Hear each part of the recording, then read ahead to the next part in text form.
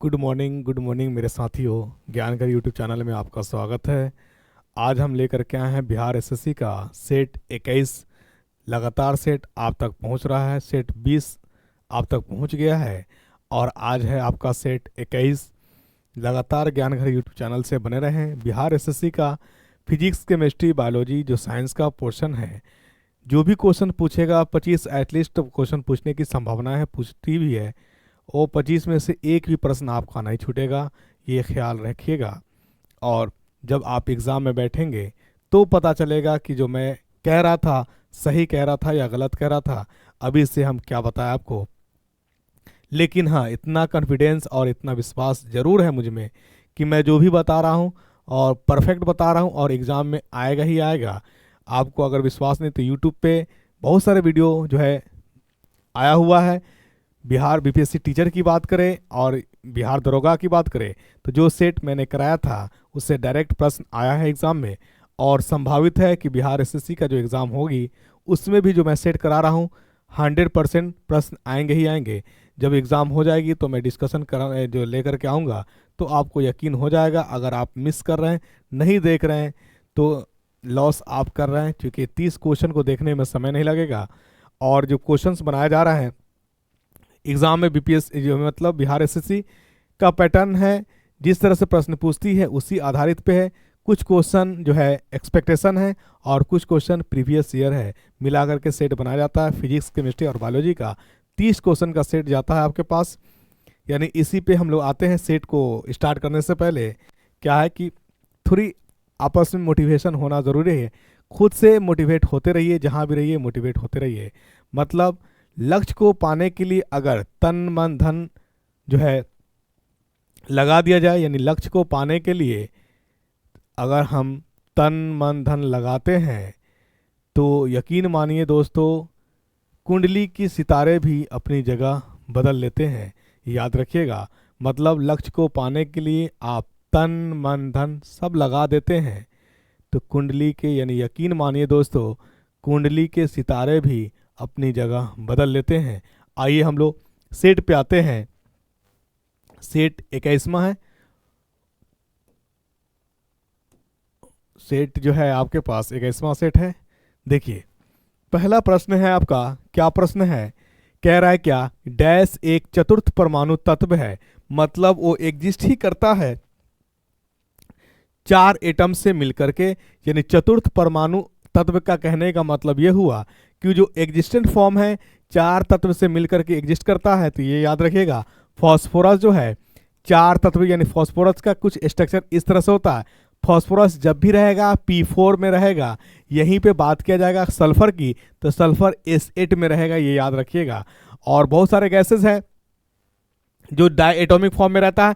जैसे अगर हम बात करेंगे हाइड्रोजन की तो हाइड्रोजन इस तरह से रहता है। बात करेंगे नाइट्रोजन की तो नाइट्रोजन इस तरह से एग्जिस्ट करता है। बात करेंगे ऑक्सीजन की तो इस तरह से करता है। बात करेंगे क्लोरीन की तो इस तरह से करता है। तो इस सब को हम लोग कहते हैं डाई एटॉमिक। क्या कहते हैं?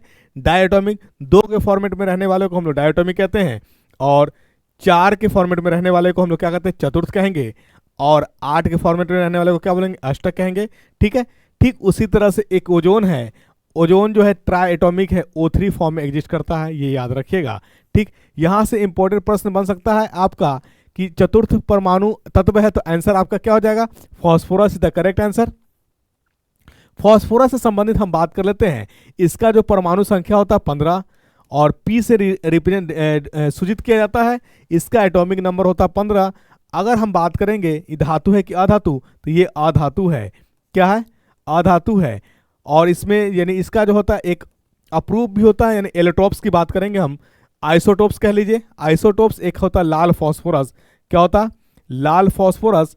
और लाल फॉस्फोरस का जो प्रयोग यूज किया जाता है माचिस की तिली बनाने में, आपने देखा होगा माचिस वाला में।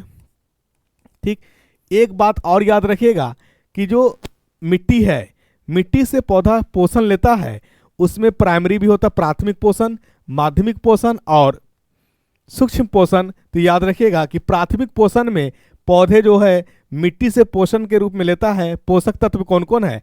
तो प्राथमिक पोषक जो है उसमें आता है, प्राथमिक पोषक में याद रखिएगा प्राथमिक पोषक प्राथमिक पोषक जो पौधे लेते हैं मिट्टी से वो है आपका फॉस्फोरस, दूसरा है आपका नाइट्रोजन और तीसरा है आपका पोटेशियम। ये याद रखिएगा, ये तीन जो है ये प्राथमिक है, जिसमें से एक ऑप्शन आपका फॉस्फोरस आया है। तो एक प्रश्न ये भी बन सकता है कि फॉस्फोरस को प्राथमिक पोषक तत्व के रूप में भी जाना जाता है। ठीक है, चलिए आगे आते हम लोग। और इनर्ट गैस, अक्रिय गैस जो भी है वो मोनो एटॉमिक एकल गैस है, मतलब सिंगल रहने वाला है। हीलियम की बात करेंगे ये सिंगल रहेगा, नियोन की बात करेंगे ये सिंगल रहेगा, आर्गन की बात करेंगे ये सिंगल रहेगा, क्रिप्टॉन की बात करेंगे सिंगल रहेगा, जिनोन की बात करेंगे ये सिंगल रहेगा और रेडॉन की बात करेंगे ये सब सिंगल रहेगा। ये याद रखिएगा, राइट। चलिए ठीक है, दूसरा प्रश्न क्या है, डी ब्लॉक के तत्व किसमें पाए जाते हैं? तो डी ब्लॉक शुरू होता है 3 से लेकर के 12 तक, यानी ये ग्रुप है, ग्रुप 3 से लेकर के 12 ये डी ब्लॉक एलिमेंट्स है। ये याद रखिएगा क्या है, 3 से लेकर के 12 तक। 1 से लेकर के 2 ये एस ब्लॉक है, 1 और 2 ग्रुप क्या समूह वाला एस ब्लॉक है। ठीक, 3 से लेकर के 12 तक ये डी ब्लॉक है जो बीच में रहता है। ठीक, और उसके बाद आपका 13 से लेकर के 18 तक जो है ये आपका पी ब्लॉक है। क्या है? पी ब्लॉक है, ये याद रखिएगा। ठीक है, 13 से लेकर के 18 तक ये आपका पी ब्लॉक है, 3 से लेकर के 12 तक ये डी ब्लॉक है और 1 से लेकर के 2 तक ये आपका एस ब्लॉक है। और 3 और 12 में ही आपका कुछ जो है कुछ ग्रुप एफ ब्लॉक का भी मिल जाएगा इसी में। ठीक है, एफ ब्लॉक वाला, राइट। चलिए, तो ये जो प्रश्न पूछा था तो इसका आंसर क्या हो जाएगा? D number is the correct answer. इसी में एक बात और याद रखिएगा कि डी ब्लॉक में जो भी एलिमेंट्स आता है, जो तत्व आता है, उसको हम लोग हेवी एलिमेंट्स के नाम से जानते हैं, ट्रांजिशन मेटल के नाम से जानते हैं। क्या नाम से जानते हैं? यानी डी ब्लॉक में रहने वाले को हम लोग ट्रांजिशन के नाम से जानते हैं। वहीं बात कर दिया जाएगा एफ ब्लॉक वाले को, तो एफ ब्लॉक वाले को कहा जाता है इनर ट्रांजिशन। क्या कहा जाता है? एफ ब्लॉक वाले को इनर ट्रांजिशन के नाम से जाना जाता है। ठीक है, चलिए प्रश्न आपका इस तरह से ही पूछेगा, ज़्यादा डेप्थ में नहीं कि आखिर इनर ट्रांजिशन क्या होता है और ट्रांजिशन क्या होता है। ये जब रिटन एग्जाम होगी तो वो पॉइंट ऑफ बोर्ड वाले के लिए इंपॉर्टेंट है, आपको तो सिर्फ इतना जानकर रखना है जिससे प्रश्न बन जाए, राइट। चलिए एक बात याद रखिएगा यहाँ पे कि डी ब्लॉक में आने वाला सभी जो है धातु है, वही पी ब्लॉक की बात करें तो पी ब्लॉक में धातु, अधातु और उपधातु तीनों पाया जाता है। ऐसा ब्लॉक है, यानी ब्लॉक कहने का मतलब घर, ब्लॉक कहने का मतलब घर जिसमें इलेक्ट्रॉन्स रहता है उसी को हम लोग ब्लॉक कहते हैं। जिससे हमारा क्या मिलेगा? इंडिकेशन मिलेगा। पी ब्लॉक में आने वाले को क्या कहते हैं? पी ब्लॉक में जो है मेटल भी रहता है, नॉन मेटल भी रहता है और मेटोलाइट भी रहता है। डी ब्लॉक में धातु ओनली फॉर धातु रहते हैं और इसी को हम लोग हेवी धातु, यानी कैसा धातु रहेगा? इसमें हेवी धातु रहेगा। वहीं हम लोग एस ब्लॉक की बात कर लेंगे। एस ब्लॉक में रहने वाला जो धातु है अल्कली धातु है, हल्का धातु है। ये याद रखिएगा, अल्कली भी है, अल्कलाइन भी है, कंफ्यूज नहीं होना है। ठीक, तीसरा नंबर क्या कहता है? तत्वों में सबसे बड़ा परमाणु कौन है? तत्वों में सबसे बड़ा परमाणु जो है आपका, ये देखिए याद रखिएगा, ये आपका हाइड्रोजन को छोड़ दीजिए, ऑक्सीजन, लिथियम और फ्लोरीन, ये सब सेकेंड पीरियड का है। किसका है? सेकेंड आवर्त का है। सबसे पहले है लिथियम, उसके बाद है आपका ऑक्सीजन, उसके बाद है फ्लोरीन। ठीक है, चलिए आप लेफ्ट टू राइट जाइएगा। इसका एटॉमिक नंबर होता 3, इसका एटॉमिक नंबर होता 8, इसका एटॉमिक नंबर होता 9। लेफ्ट टू राइट जाइएगा, लेफ्ट टू राइट जाइएगा तो इलेक्ट्रोनेगेटिविटी बढ़ता है। क्या बढ़ता है? इलेक्ट्रोनेगेटिव यानी विद्युत ऋणात्मक बढ़ता है। ठीक है, और साइज जो है साइज वो घटता है, यानी इसका साइज सबसे कम होगा। उसके बाद इसका सबसे बड़ा कौन होगा आपका? इसमें लिथियम का होगा। ठीक है, लिथियम का क्या होगा? सबसे बड़ा साइज होगा। तो ये याद रखिएगा, जब अगर सेम आवर्त की बात करेगा, सेम पीरियड की बात करेगा तो लेफ्ट टू राइट, लेफ्ट से शुरू करते हैं और राइट में जाते हैं तो लेफ्ट टू राइट जाने में साइज का होता है घटता है और इलेक्ट्रोनेगेटिविटी का होता है वो बढ़ता है। ये याद रखिएगा। ठीक, और यहीं पे बात करेंगे लेफ्ट टू राइट जाने पर अधातु कैरेक्टर, अधातु कैरेक्टर क्या होता है? बढ़ता है। और धात्विक गुण क्या होता है? धात्विक गुण जो है घटता है। धात्विक गुण क्या होता है? घटता है। ये याद रखिएगा लेफ्ट टू राइट जाने में।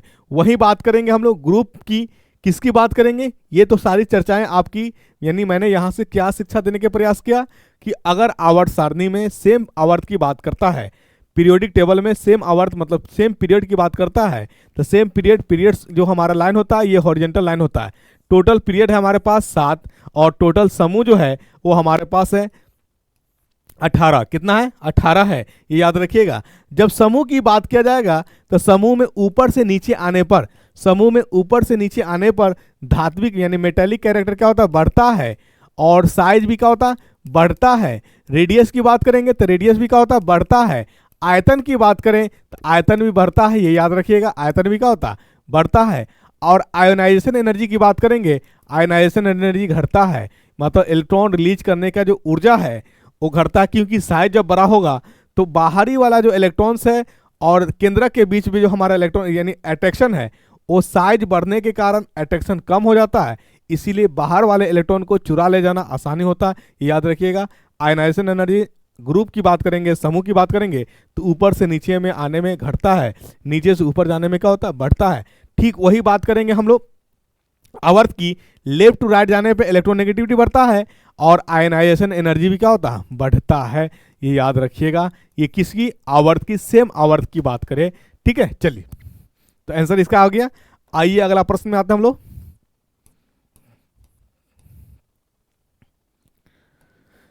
अपने बढ़ते आधातु गुण के क्रम में निम्न तत्वों को व्यवस्थित करें। चलिए ठीक है, देखिए अभी आपको जो मैंने बताया कि जो भी दिया हुआ इसको सबसे पहले आपको एटॉमिक नंबर याद रहना चाहिए। तो लिथियम का एटॉमिक नंबर होता है 3। एलिमेंट का अरेंज किया जाता है किसमें? Left to right on the basis of atomic number, on the basis of atomic number. Beryllium है, बेरिलियम का एटॉमिक नंबर होता है 4, तो लिथियम के बाद कौन आएगा? बेरिलियम आवेगा। ठीक उसके बाद आपका जो दिया हुआ है कार्बन है, कार्बन का होता है 6, तो बेरिलियम के बाद कौन आएगा? कार्बन, कार्बन का एटॉमिक नंबर 6। 6 के बाद आपका ऑक्सीजन, ऑक्सीजन का होता है 8 और फ्लोरीन का होता है 9। मैंने अभी बताया आपको ये सेम पीरियड की बात करता है। किसकी बात करता है? तो देख लीजिए सेम पीरियड कैसे डिसाइड करेंगे। तो आप एक कॉन्फ़िगरेशन याद रखिए, के एल एम। के में इलेक्ट्रॉन रहता है 2, एल में रहता है 8, एम में रहता है 18। आपके पास है लिथियम, लिथियम का एटॉमिक नंबर है 3, तो के को दीजिएगा 2, बचेगा 1, 1 जाएगा किस में? एल में, यानी 1 एल में, यानी सोडियम लिथियम का 1 इलेक्ट्रॉन किस में रह रहा है? एल में रह रहा है। अब बात कर लीजिए बेरिलियम का, तो बेरिलियम का है 4, 2 दे दीजिएगा किसको? पोटेशियम यानी के को, और बचेगा 2, यानी बेरिलियम के पास 4 इलेक्ट्रॉन है, के में मैक्सिमम रखता है 2, तो 2 बेरिलियम के को दे दिए, बचा कितना? 2, 2 आ गया एल में, यानी एल में जाकर के कंप्लीट हो गया। इसका मतलब ये भी हमारा क्या है? एल का रहने वाला है, ये भी एल का रहने वाला है, मतलब एल का मतलब सेकेंड सेल, के हमारा फर्स्ट सेल है, एल हमारा सेकेंड सेल है, और थर्ड हमारा यानी एम जो है हमारा थर्ड सेल। सेल उसको कहते हैं जिसमें इलेक्ट्रॉन्स रहता है, ये याद रखिएगा। ठीक, अब बात कर लेते हैं हम कार्बन की। कार्बन के पास है 6, 2 दे दीजिएगा के को, बचेगा 4, 4 किस में जाएगा? 4 जाएगा एल में, तो याद रखिएगा यानी कार्बन भी कहाँ कंप्लीट हुआ? एल में, सेकेंड सेल में बात कर लेते हैं। ठीक, चलिए उसके बाद हम लोग बात करते हैं ऑक्सीजन की। ऑक्सीजन का है कितना? 8, के को कितना दीजिएगा? 2, बचेगा कितना? 6, 6 किस में जाएगा? एल में जाएगा, क्योंकि एल में मैक्सिमम रखता है 8, एल में मैक्सिमम रखता है 8, बचा है हमारे पास 6, एल में चला जाएगा, कंप्लीट हो जाएगा। इसका मतलब ऑक्सीजन भी हमारा सेकेंड सेल का है।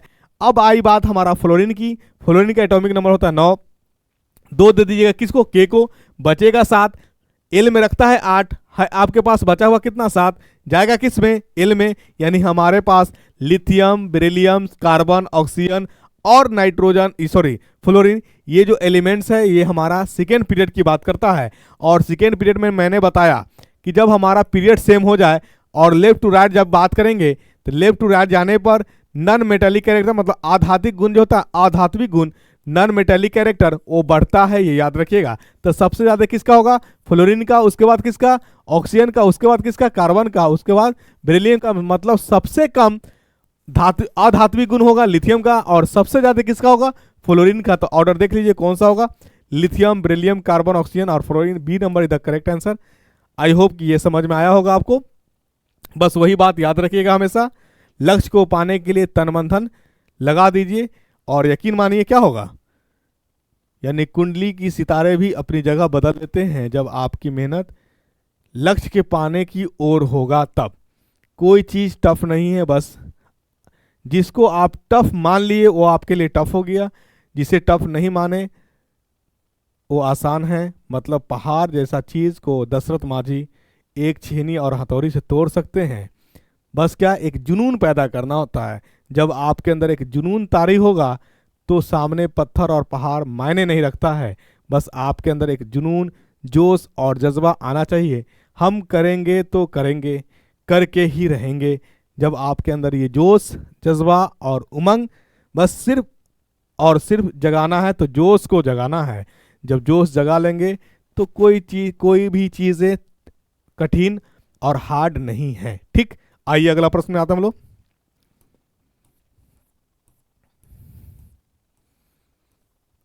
निम्नलिखित में से कौन सी धातु जल के साथ आसानी से अभिक्रिया कर सकती है? तो आपका है ये पोटेशियम। पोटेशियम आसानी से अभिक्रिया कर सकती है। इसका संकेत होता है पोटेशियम का के।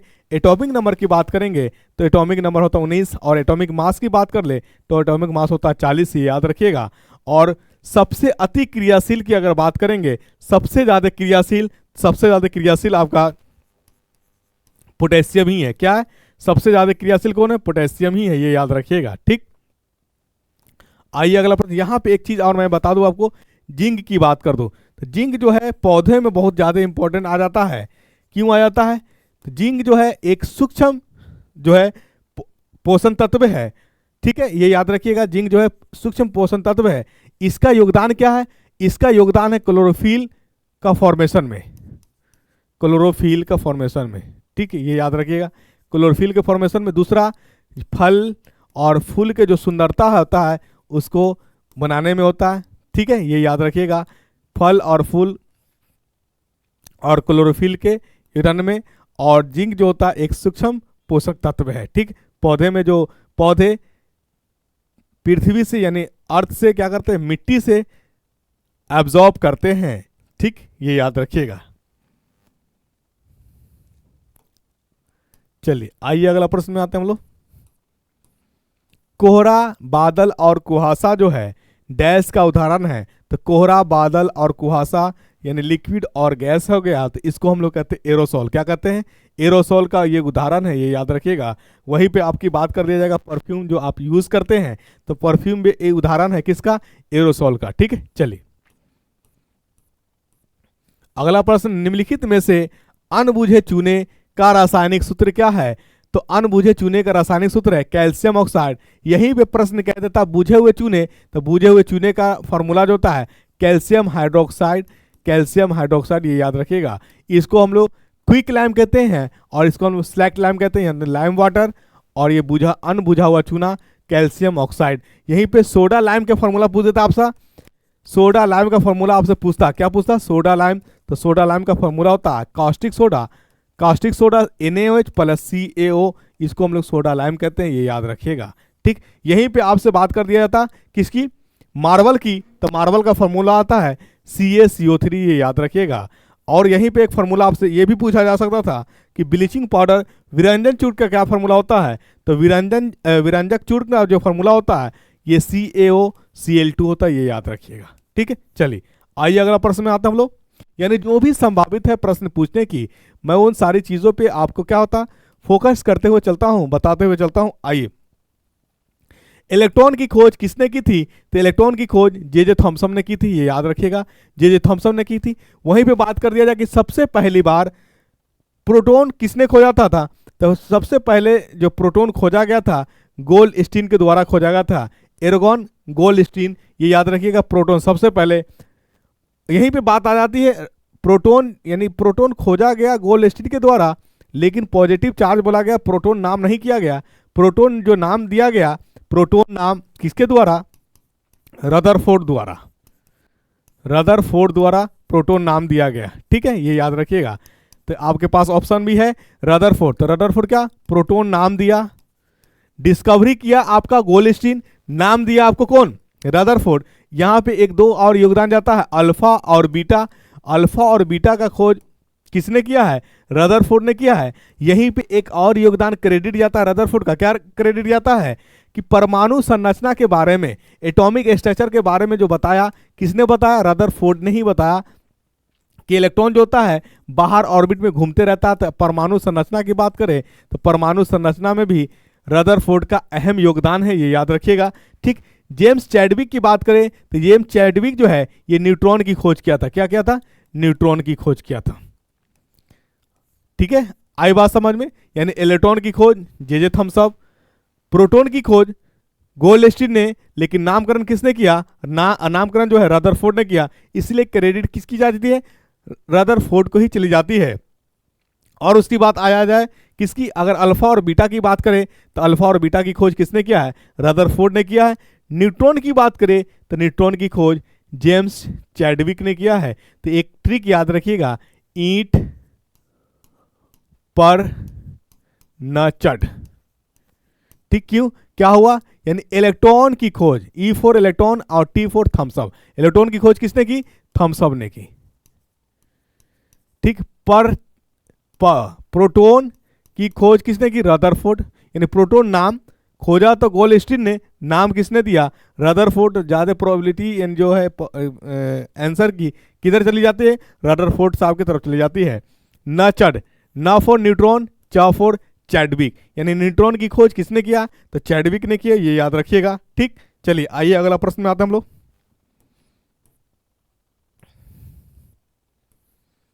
लोहे पर जंग लगने की प्रक्रिया को क्या कहते हैं? लोहे पर जंग लगने की प्रक्रिया को जंग लगना, रस्टिंग कहते हैं, ये याद रखिएगा। ठीक, और यहीं पे एक याद रखिएगा कि लोहे को जंग लगने से बचाने के लिए जो जिंक की परत चढ़ाई जाती है उसको हम लोग कहते हैं गैल्वेनाइजेशन। क्या कहते हैं? गैल्वेनाइजेशन। मतलब गैल्वेनाइजेशन वह विधि है जिस पर लोहे पर क्या किया जाता है? जिंक का लेप चढ़ाया जाता है, जिससे उसमें जंग न लगे, ये याद रखिएगा। और इस विधि को, इस प्रोसेस को कहा जाता है गैल्वेनाइजेशन, मतलब जिंक धातु का किसी धातु पे लेप लगाना। ठीक, आइए अगला प्रश्न में आते हम लोग।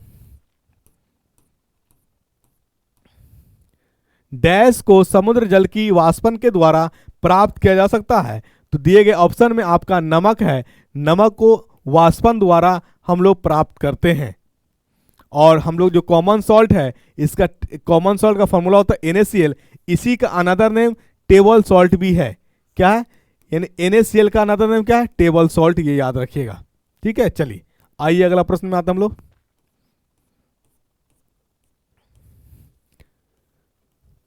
करक्यूमिक किससे पृथक किया जाता है? तो करक्यूमिक नहीं है, करक्यूमिन है। करक्यूमिन ये आपका हल्दी का एंटीबायोटिक है, एंटीबॉडीज है करक्यूमिन। ठीक है, ये हल्दी का क्या है? एंटी बॉडीज और एंटीबायोटिक्स भी कह लें हम इसको। ठीक है, एंटीबायोटिक्स, एंटीबॉडीज।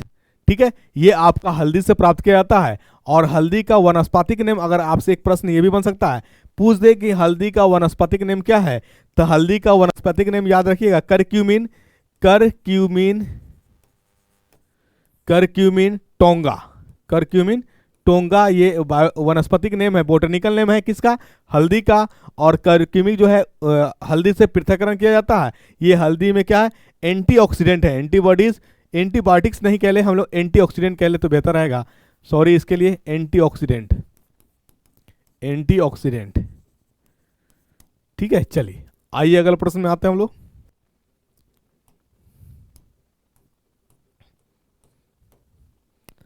पारिस्थितिकी प्रणाली में प्राथमिक उत्पादक कौन होते हैं? तो सबसे प्राथमिक यानी इकोसिस्टम में जो होता है, प्राइमरी उत्पादक जो होता है वो हरा पौधा होता है, ग्रीन प्लांट्स होते हैं। तो आंसर इसका क्या हो जाएगा? पादप हो जाएगा। और कुछ जो है इसके अलावा भी कुछ है, जो कौन है? जीवाणु और शैवाल, जीवाणु और शैवाल, ये याद रखिएगा, कुछ जीवाणु और शैवाल। इकोसिस्टम में प्राथमिक प्रोड्यूसर जो होता है वो आपका उत्पादक जो होता है वो पादप होता है, हरा पौधा। दूसरा में कुछ जो है जीवाणु और शैवाल भी होते हैं, ये याद रखिएगा। जीवाणु को इंग्लिश में बात कर ले तो बैक्टीरिया, और भी शैवाल की बात कर ले तो अलगी। ठीक है, चलिए आइए अगला प्रश्न में आते हम लोग।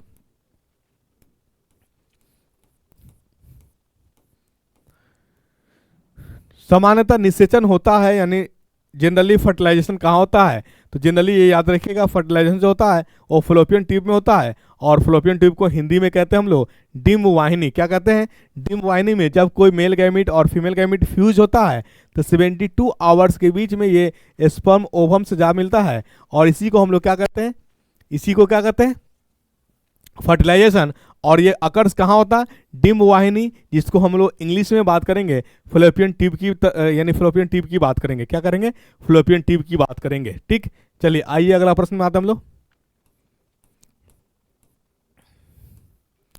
इसके द्वारा जल के प्रदूषण को साफ करने में बायोफिल्टर के रूप में पाइला ग्लोबोसा प्रयुक्त किया जाता है। तो पाइला ग्लोबोसा ये याद रखिएगा, यानी जल के प्रदूषण को साफ करने के लिए किस तत्व का प्रयोग किया जाता है? तो जल के प्रदूषण को साफ करने के लिए कैडमियम तत्व का प्रयोग किया जाता है, ये याद रखिएगा। और कैडमियम से होने वाला एक बीमारी भी है, क्या नाम है उस बीमारी का? नाम इटाई इटाई है। और इटाई इटाई एक बीमारी, अचंभित बीमारी नहीं, आपने देखा होगा कि कोई पर्सन होता है जो झुक करके चलते हैं और एक कुबर यानी कॉम्ब नुमा पीठ पे निकला हुआ होता है। दिस इज द इंडिकेशन, यानी this is the causes of, this is the बीमारी किसका? इटाई इटाई बीमारी है, ये याद रखिएगा। इटाई इटाई बीमारी किसकी वजह से? कैडमियम की वजह से होती है। यहीं पे एक और बीमारी, फेमस बीमारी, उसको याद रखिए। अगर आपसे पूछा जाएगा कि मरकरी से या मरकरी की कमी से बीमारी कौन सी बीमारी होती है, ये याद रखिएगा। तो ये मरकरी की कमी से जो होने वाली बीमारी है, यानी मरकरी से जो होने वाला बीमारी है, उसका नाम है मिनीमाटा। क्या नाम है? म फॉर मरकरी और म फॉर बीमारी का नाम मिनीमाटा, मिनीमाटा। ठीक है, चलिए ये याद रखिएगा। इटाई इटाई किसकी वजह से? कैडमियम की वजह से। और जल के प्रदूषण को दूर किया जाता है किससे? कैडमियम से। ठीक, चलिए। पृथ्वी पर विशालतम जीवित पक्षी कौन सा है? तो पृथ्वी पर विशालतम जीवित पक्षी वो शुतुरमुर्ग है। कौन है? शुतुरमुर्ग, ये करेक्ट आंसर। लेकिन एक शुतुरमुर्ग के बारे में याद रखिएगा कि आपसे अगर पूछा जाए कि सबसे बड़ी कोशिका किसकी पाई जाती है, तो सबसे बड़ी कोशिकाएं जो है, सबसे बड़ी सेल शुतुरमुर्ग के अंडा में ही पाया जाता है, सबसे बड़ी कोशिका। दूसरी बात, अगर पूछा जाए कि शुतुरमुर्ग जो है क्या उड़ती है, तो याद रखिएगा कि नहीं, ये ना उड़ने वाली पक्षी है, ना उड़ने वाली पक्षी है। दूसरी, अगर आपसे पूछा जाए तो आखिर उड़ता, तो इसे शिकारी यानी जो है शिकारी इसे शिकार आसानी से कर सकता है, तो नहीं, ये याद रखिएगा कि शुतुरमुर्ग उड़ भले नहीं सकता है, लेकिन भाग दौड़ बहुत तेजी से करता है, ये याद रखिएगा। न उड़ने वाली पक्षी शुतुरमुर्ग बहुत तेजी से दौड़ने वाली है, ये बहुत तेजी से दौड़ने वाली है। ठीक है, ये याद रखिएगा। शुतुरमुर्ग, सबसे बड़ी कोशिका किसकी? शुतुरमुर्ग की, ये याद रखिएगा। और सबसे बड़ी कोशिका शुतुरमुर्ग की, न उड़ने वाली पक्षी शुतुरमुर्ग है, सबसे तेज दौड़ने वाली है, नहीं दौड़ती है तेज। ठीक है ना, चलिए आइए अगला प्रश्न में आते हैं हम लोग। मानव रुधिर का पीएच है, मानव रुधिर का जो पीएच है वो 7.4 होता है, ये याद रखिएगा। मानव रुधिर का पीएच वैल्यू कितना होता है? 7.4। ठीक, आइए अगला प्रश्न में आते हैं हम लोग। बीटी बीज का संबंध है, बीटी बीज का जो संबंध है वो कपास से है, यानी बीज का नाम है। ठीक है, बीटी वो आपका किससे संबंधित है? कॉटन, कपास से संबंधित है। आइए अगला प्रश्न। किसे पेड़ की छाल मसाले के रूप में प्रयोग किया जाता है? तो पेड़ की छाल मसाले के रूप में दालचीनी को प्रयोग किया जाता है, ये याद रखिएगा। दालचीनी 18 का A number is the correct answer, दालचीनी है। और लौंग की अगर बात किया जाए तो लौंग का जो यूज किया था उसका कली यूज किया जाता। क्या किया जाता? कली। आपसे अगर पूछा जाए, प्रश्न ये बन सकता है कि लौंग का कौन सा रूप हम लोग, कौन सा भाग यूज करते हैं, प्रयोग करते हैं, तो ये याद रखिएगा, कली हम लोग प्रयोग करते हैं। ठीक है, जलीय जीवों के जीवित रहने के लिए अपेक्षक अनुकूलतम घुली हुई ऑक्सीजन का स्तर होता है, यानी कितना होता है? 4 से 6 होता है, ये याद रखिएगा। और वहीं पे बात किया जाएगा मनुष्य के लिए, तो मनुष्य के लिए 12 से 16 है। और जलीय जीवों के लिए जो जल में घुली ऑक्सीजन है, यानी 1 लीटर में कितना मिलीग्राम? तो 1 लीटर में 4 से 6, मतलब मिनिमम कितना? 4 और मैक्सिमम कितना? 6, इतना याद रखिएगा। ठीक, चलिए अगला प्रश्न में आइए। रुधिर स्कंदन में मदद करने वाला विटामिन है, कौन है? तो रुधिर स्कंदन मतलब ब्लड क्लोटिंग में इस्तेमाल करने वाला कौन है आपका? आपका है विटामिन के। कौन सा है? विटामिन के। विटामिन के का अनदर नेम भी है, तो विटामिन के का जो अनदर नेम है फाइला कोरिडोन करते, फाइला कोरिडोन। ये याद रखिएगा, जो विटामिन के का जो अनदर नेम होगा उसके लास्ट में ओ एन ई लगा रहेगा, ओ एन ई लगा रहेगा, ये याद रखिएगा। यहीं पे बात कर लेते हम लोग विटामिन सी का। विटामिन सी का अनदर नेम क्या है? Ascorbic acid.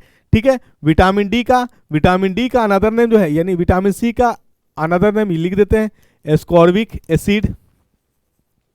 विटामिन डी का अनदर नेम कैल्सीफेरॉल, कैल्सीफेरॉल है, एक हार्मोन टाइप का भी है कैल्सीफेरॉल। और विटामिन ई का जो नाम है टोकोफेरॉल है। क्या है? टोकोफेरॉल, ये याद रखिएगा। विटामिन ई का अनदर नेम क्या है? टोकोफेरॉल। और विटामिन के का क्या है? फाइलाक्विनोन। तो विटामिन के में भी पार्ट्स होता है, K1, K2, K3। ये ट्रिक याद रखने के, जो भी विटामिन के का अनदर नेम होगा लास्ट में ओ एन ई लगा रहेगा। ठीक है। चलिए, एक हमें मुझे आंसर करके बताइएगा कमेंट करके, विटामिन का टर्म किसने दिया है? विटामिन का टर्म किसने दिया है, यह मुझे कमेंट करके जरूर बताइएगा। आपसे एक प्रश्न ये भी पूछा जा सकता है कि शुद्ध रूप से कौन सी विटामिन हमारा शरीर जो है बनाने में कामयाब होता है? तो शुद्ध रूप से जो विटामिन हमारे शरीर बनाने में कामयाब होता है वो विटामिन के है। आइए अगला प्रश्न में हम लोग आते हैं। बल ऑब्लिक त्वरण है, बल ऑब्लिक त्वरण। तो देखिए, बल का फॉर्मूला होता है मास गुने त्वरण, द्रव्यमान गुने त्वरण। अब देखिए, बल ऑब्लिक त्वरण यानी ये बल है आपका, ये बल है, बल बराबर द्रव्यमान इंटू त्वरण। त्वरण को यहां से यहां ले आइए, तो यहां क्या हो जाएगा? बल बटे त्वरण, बल बटे त्वरण क्या दे देगा? बल बटे त्वरण क्या देगा? द्रव्यमान देगा। क्या देगा? द्रव्यमान। आपका आंसर हो जाएगा द्रव्यमान इज द करेक्ट आंसर। ठीक है। द्रव्यमान का ऐसा मात्रक क्या होता है? द्रव्यमान का ऐसा मात्रक केजी होता है। बल का ऐसा मात्रक क्या होता है? बल का ऐसा मात्रक न्यूटन होता है। और बल का सीजीएस मात्रक क्या होता है? तो बल का सीजीएस मात्रक जो होता है वो आपका डाइन होता है। चलिए, किसी ऑब्जेक्ट का डैश नियत है और स्थान बदलने पर नहीं बदलता है, तो याद रखिएगा कि जब आप स्थान चेंज करिएगा तो जो आपका द्रव्यमान है उसमें परिवर्तन नहीं आएगा, बाकी सब चीज बदला जा सकता है। आपका जो आपका द्रव्यमान है, जो एक्चुअल आपका बॉडी मास है, वो बदलता नहीं है। मतलब द्रव्यमान नहीं बदलेगा, वेग बदल सकता है, गति बदल सकता है। और भार का ऐसा मात्रक जो होता है न्यूटन होता है, ये याद रखिएगा। भार को हम लोग वेट कहते हैं। क्या कहते हैं? वेट। और वेट का ऐसा मात्रक जो होता है वो न्यूटन होता है। ठीक है। लुक लाइक अ फोर्स ही है, भार क्या है? फोर्स है अगेंस्ट द ग्रेविटी। ठीक। आइए अगला प्रश्न में आते हैं हम लोग। गति का तीसरा नियम डैश के बीच संबंध प्रदान करता है। तो गति का तीसरा नियम जो है वो आपका मोमेंटम का देता है। क्या देता है? मोमेंटम। और मोमेंटम का फॉर्मूला होता है mass into velocity, mass into velocity. मतलब मोमेंटम जो है, यहीं पे अगर आप चेंज करिएगा, क्या करिएगा? आप जानते हैं फोर्स बराबर क्या होता है? M A. भी बराबर क्या होता है? 80। भी बराबर क्या होता है? 80। यानी भी की जगह पुट कर दीजिए, क्या करिएगा? 80। भी की जगह क्या पुट करिएगा? 80। तो मास इंटू 80, तो आपका क्या हो जाएगा? M A. और टाइम आपका क्या हो, देखिए संवेग और यानी टाइम के बीच का भी आपका रिलेशन आ गया। इससे ये पता चला कि गति का तीसरा नियम जो होता है यानी कंजर्वेशन देता है, और एक रिलेशन जो आएगा वेग और किसके बीच? टाइम के बीच में हमारा जो है एक हमारा संबंध देगा, ये याद रखिएगा। ठीक। चलिए, सॉरी टाइम नहीं, यहाँ पे हम बल ना कह सकते हैं, यानी संवेग और वेलोसिटी और बल के बीच संबंध देगा। तो इसका जो आंसर हो जाएगा, हमारा करेक्ट आंसर क्या हो जाएगा? B number is the correct answer. गति का तीसरा नियम कंजर्वेशन ऑफ मोमेंटम यानी संवेग का संरक्षण नियम। ठीक है। वेग और वेलोसिटी के बीच एक रिलेशन आता है, रिलेशन है, हमने फॉर्मूला बना दिया आपको, यहाँ पे इसको नोट कर लीजिएगा। ठीक है। चलिए, आइए अगला प्रश्न में आते हैं हम लोग। न्यूटन के गति के नियम का प्रकाशन वर्ष क्या था? तो न्यूटन के गति के जो नियम हुआ वो प्रकाशन हुआ 1687 में। और ये याद रखिएगा, न्यूटन 3 नियम दिए थे। प्रथम नियम से बल का परिभाषा, और न्यूटन के प्रथम नियम को लॉ ऑफ इनर्शिया भी कहा जाता है, लॉ ऑफ इनर्शिया। और न्यूटन के द्वितीय नियम से बल का फॉर्मूला आया था, और न्यूटन के तृतीय नियम से संवेग का संरक्षण, ये याद रखिएगा। ठीक है, चलिए आइए अगला प्रश्न में आते हम लोग। द्रव्यमान और त्वरण के गुणनफल को क्या कहा जाता है? तो मैंने अभी बताया कि बल का फॉर्मूला क्या होता है? द्रव्यमान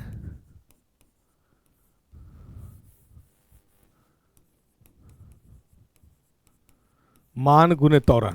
तो द्रव्यमान गुने त्वरण का प्रोडक्ट क्या देगा? आपका बल देगा। बल का ऐसा मात्रक क्या होता है? बल का ऐसा मात्रक जो होता है न्यूटन होता है। ठीक है, 1 न्यूटन बराबर जो होगा, 1 न्यूटन बराबर क्या होगा? 1 kg मीटर पर सेकेंड स्क्वायर। ठीक है, और 1 न्यूटन को जब डायन में कन्वर्ट करिएगा तो 1 न्यूटन जो होता है 10 के पावर 5 डायन होता है, ये याद रखिएगा। डायन जो है सीजीएस मात्रक है और न्यूटन जो है एसआई मात्रक है। ठीक, चलिए आइए अगला प्रश्न में आते हम लोग।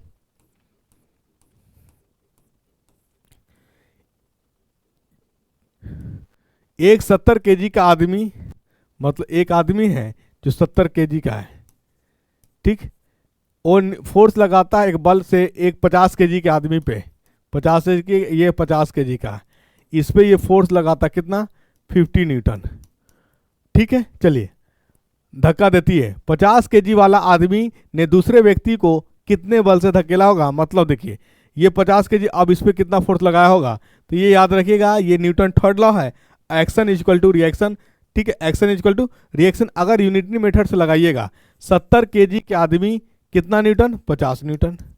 तो 1 kg वाला कितना हो जाएगा? 50/70। तो 50 kg वाला कितना लगाएगा? 50/70 इंटू कितना? इंटू 50। तो एक 0 से 0 कट गया आपका, 5 7 7 49। ठीक है, 7 1 7 यानी 5 1 5 7 5 35, 35.5। तो ये यूनिटरी मेथड नहीं अप्लाई करिएगा, ये न्यूटन थर्ड लॉ का फॉलो करता है। किसका करता है? Newton third law. मतलब 50 से लगा रहा है तो ये भी हमारा क्या करेगा? 50 से लगाएगा। तो इसमें ऑप्शन नहीं है, अगर ऑप्शन नहीं है तो हम क्या करते हैं? 60 को ही 50 न्यूटन कर देते हैं, ये आपका करेक्ट आंसर हो जाएगा। ठीक, चलिए आइए अगला प्रश्न में आते हैं हम लोग।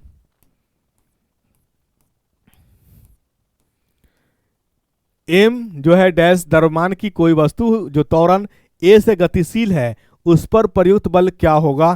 तो अभी मैंने आपको बताया कि बल का फॉर्मूला होता है, बल को हम लोग सूचित करते हैं एफ से, और इसका फॉर्मूला होता है एम इंटू ए।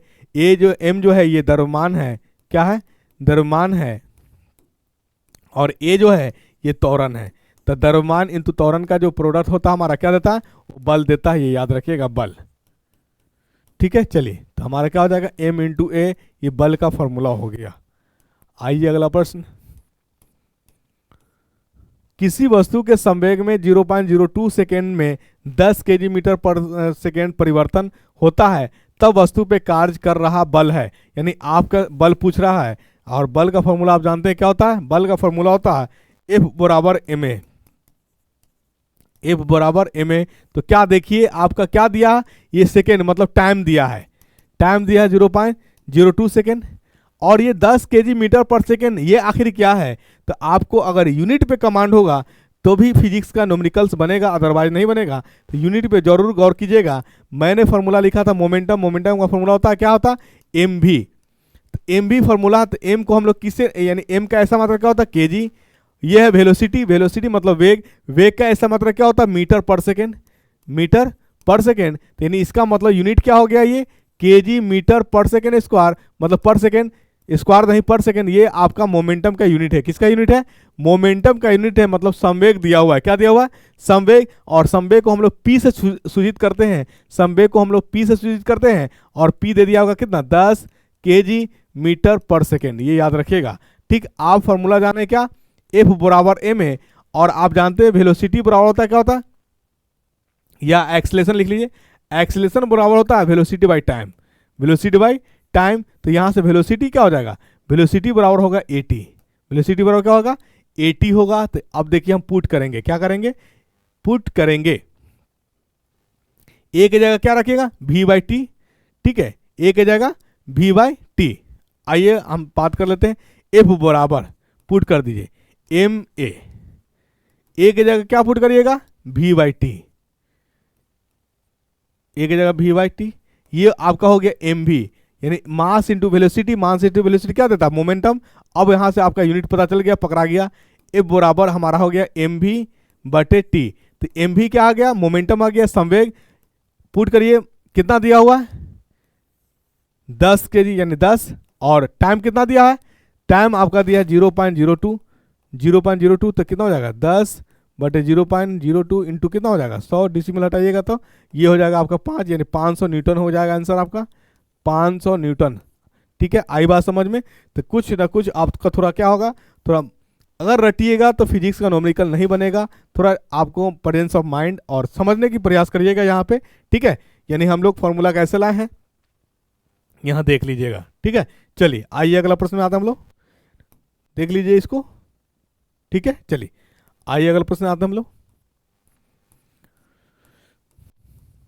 क्या प्रश्न देखिए, किसी वस्तु को गति में लाने के लिए उसे धक्का देना या खींचना क्या कहलाता है। तो धक्का देना या खींचना क्या कहलाता है, ये बल कहलाता है। क्या कहलाता है, बल कहलाता है। ठीक, चलिए आइए अगला प्रश्न क्या है, संवेग है। अभी मैंने बताया फॉर्मूला संवेग, तो संवेग क्या होता है, संवेग को हम लोग पी से सूचित करते हैं, और पी का फॉर्मूला हमने बताया आपको, ये कमेंट करके इसका आंसर कीजिएगा। तो ये 30 प्रश्न के साथ आपका सेट 21 होता है कंप्लीट। ज्ञान घर यूट्यूब चैनल से बने रहें, आप तक बिहार एसएससी का सेट जा रहा है, जो भी एग्ज़ाम आगामी एग्ज़ाम जो भी आएगा मैं आप तक उस चीज़ को सेट के रूप में, और जिसमें अगर डाउट हो आपको, मतलब फिजिक्स जिस चैप्टर में, तो मैं उस चैप्टर को भी लेकर के आऊँगा। मेरा यानी हम चिंतित है आपका सिलेक्शन से, तो आपको अगर फिजिक्स हो या केमिस्ट्री हो या बायोलॉजी हो, जिस भी पोर्शन और जिस भी चैप्टर में दिक्कत आ रहा हो, तो आप मुझे कमेंट करके ज़रूर बताएं। मैं उसका एक कंप्लीट लेक्चर आपके लिए वीडियो यूट्यूब पे हम अपलोड कर देंगे। ठीक है, लेकिन शर्त है कि आप मुझे बताएंगे तब। मुझे तो ऐसा प्रतीत हो रहा है कि आप पूरे पढ़ रहे हैं, यानी एक रिवीजन फॉर्मेट में है, इसीलिए मैं रिवीजन के ही फॉर्मेट में आपको सेट करा रहा हूँ। लेकिन फिर भी अगर आपको दिक्कत आ रही है, जिस भी चैप्टर की बात करें, मैंने बताया फिजिक्स हो या केमिस्ट्री हो या बायोलॉजी, जिसमें जिस चैप्टर में जिस पोर्शन में आपको दिक्कत आए, तो आप मुझे कमेंट करके ज़रूर बताएं। ज्ञान घर यूट्यूब चैनल का व्हाट्सअप नंबर भी है, ग्रुप भी, जो आपका नंबर है इस चैनल पे, आप उस पर मैसेज भी करेंगे तो रिप्लाई किया जाएगा। ठीक है, ज्ञान घर यूट्यूब चैनल से आप बने रहें। जय हिंद साथियों, 26 जनवरी गुजर गया है, आज आपका 27 जनवरी हो गया है। ठीक है, 26 जनवरी में आप जलेबी जरूर खाए होंगे। यानी सबसे भारतीयों के लिए सबसे बड़ा त्यौहार, दो त्यौहार कौन कौन, गणतंत्र दिवस और स्वतंत्रता दिवस। तो गणतंत्र दिवस हम लोग मना लिए, आई होप कि आप जलेबी भी खाए होंगे, नहीं खाए हैं तो आप खा लीजिए, चूँकि राष्ट्रीय मिठाई है जलेबी, इसको खाएंगे। ठीक है, जय हिंद साथियों।